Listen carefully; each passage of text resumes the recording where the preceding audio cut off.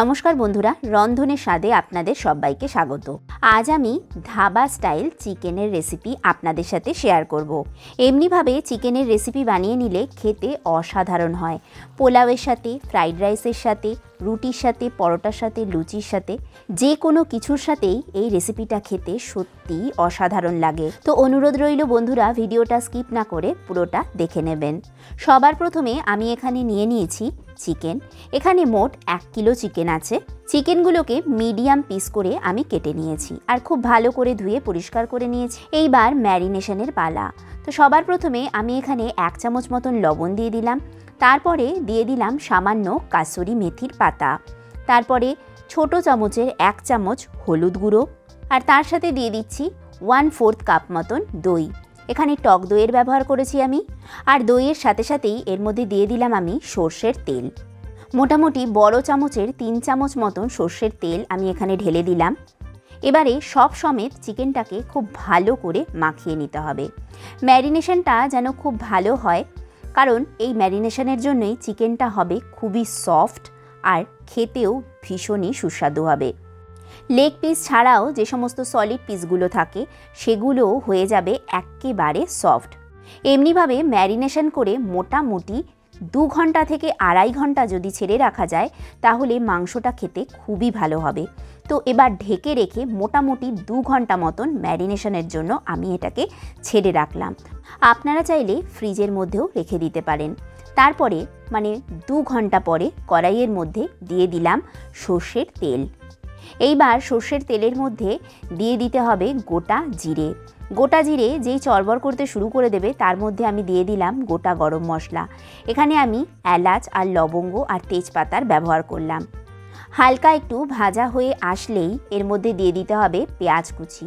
এখানে পেঁয়াজটাকে আমি স্লাইসভাবে কেটে নিয়েছি, লম্বা লম্বাভাবে কেটে নিয়েছি।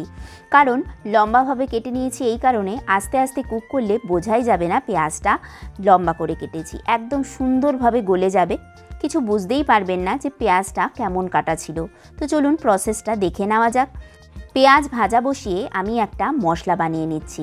সবার প্রথমে আমি এখানে নিয়ে নিলাম গোলমরিচ, তার সাথে নিয়ে নিলাম 1 চামচ মতন মৌরি, 1 চামচ জিরে, আর তার সাথে নিয়ে নিলাম 2টো এলাচ, লবঙ্গ আর একটু চক্রফুল ভেঙে অ্যাড করেছি, আর তার সাথে 2 চামচ গোটা ধনেও আমি নিয়ে নিলাম। এইবার সমস্ত মশলাটাকে লো ফ্লেমে হালকা ভেজে নেব, কারণ খুব বেশি ড্রাই রোস্ট করলে হবে না। হালকা ড্রাই রোস্ট করতে হবে যাতে এর রঙটা না বদলায়।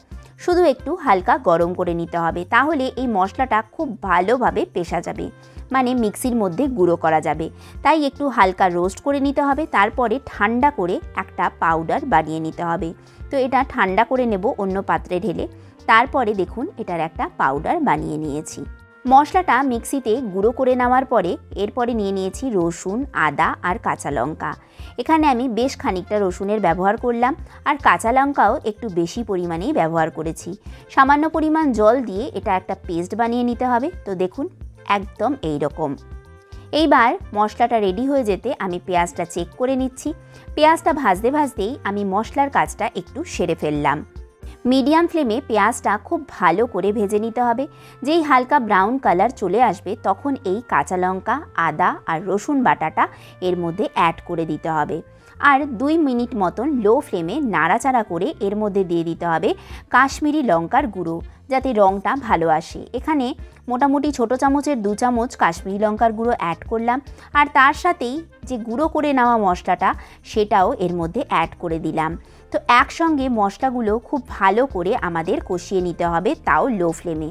তো যেই এর মধ্যে তেল রিলিজ করতে শুরু করে দেবে তখন এর মধ্যে আমি দিয়ে দিলাম 2টো বড় সাইজের টমেটো বাটা, আর তার মধ্যে দিয়ে দিলাম লবণ আর হলুদ গুঁড়ো ছোট চামচের 1 চামচ। লবণ দিয়ে টমেটো আর মশলাটাকে কষিয়ে নিলে খুব তাড়াতাড়ি টমেটোটা কষে যাবে আর তেল ছাড়তে শুরু করে দেবে। তো দেখুন তেল ছাড়তে মশলা থেকে যেই শুরু হয়ে গেল তখনই আমি ম্যারিনেট করে রাখা চিকেনটা এর মধ্যে অ্যাড করে দিলাম। এইবার ফ্লেমটা করে নেব প্রথমে মিডিয়াম ফ্লেমে চিকেনটাকে মশলার সাথে খুব ভালো করে আমাদের মিশিয়ে নিতে হবে। আর যেই খুব ভালো করে চিকেনটা মশলার সাথে মিশে যাবে তখন ফ্লেমটাকে করে দিতে হবে লো ফ্লেমে ঢেকে ঢেকে চিকেনটাকে আমাদের বানাতে হবে। আর মাঝে মধ্যে ঢাকনাটা ওপেন করতে হবে আর চিকেনটাকে সামান্য নাড়াচাড়া করে দিতে হবে। তো লো ফ্লেম করে রেখেছিলাম, তো দেখে নিন চিকেন থেকে কতটা জল বেরিয়েছে। এই জলেই চিকেনটা একদম সেদ্ধ হয়ে যাবে।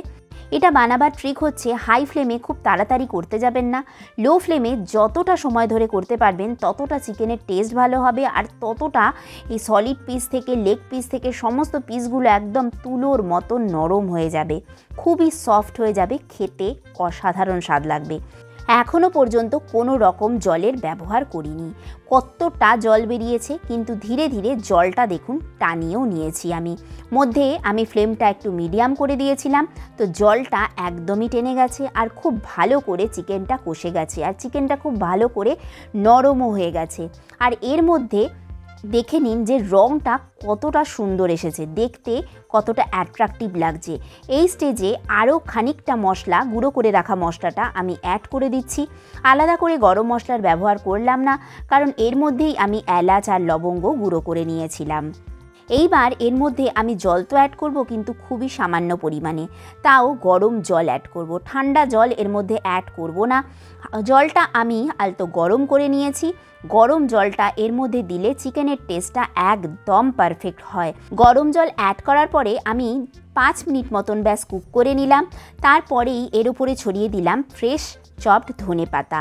তো দেখুন ধনেপাতার ফ্লেভারটাও খুবই সুন্দর।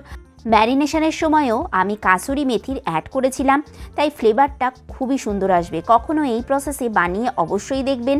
যেই সিক্রেট মশলাটা আমি এর মধ্যে বানিয়ে অ্যাড করেছি, সেটার জন্য চিকেনের টেস্টটা অসাধারণ হয়। দেখে বুঝতেই পারছেন যে কতটা সুন্দর হয়েছে।